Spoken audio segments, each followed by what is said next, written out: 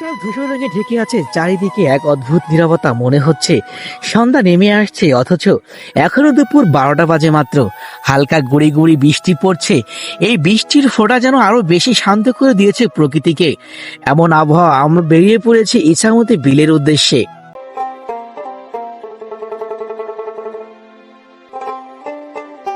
লাহুরিয়া বাজার থেকে মাত্র 6 কিলোমিটার দূরে এই ইছামতি বিলের অবস্থান চরবালেদিয়া গ্রামে।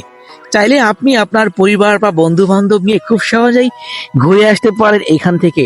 গ্রামের শান্ত রাস্তা, চারপাশে সবুজ মাঠ আর খোলা আকাশ আপনাকে দিবে অন্যরকম এক প্রশান্তি।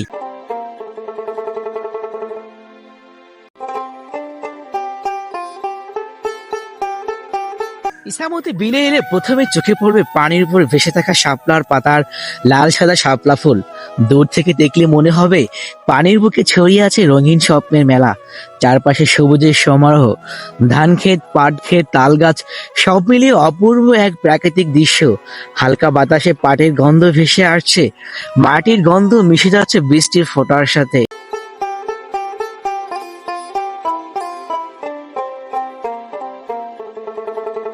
এখানে এলে আপনি দেখতে পাবেন সহজ সরল পরিশ্রমী গ্রামের মানুষদের জীবন। কেউ পাট টেনে নিয়ে আসছে, কেউ গরুর জন্য ঘাস কেটে ডোঙ্গায় তুলছে, কেউ হাট থেকে বাজার করে ভ্যানে করে ফিরছে, আবার কেউ শাপলা তুলছে বিলে নেমে। সবকিছুতেই আছে এক শান্ত সৌন্দর্য।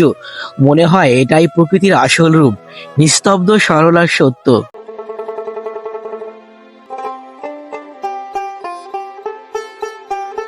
ইসামতি বিল যেন গ্রামের জীবনের এক জীবন্ত গল্প, যেখানে প্রতিটি মুহূর্তে লুকিয়ে আছে নতুন নতুন অনুভূতি।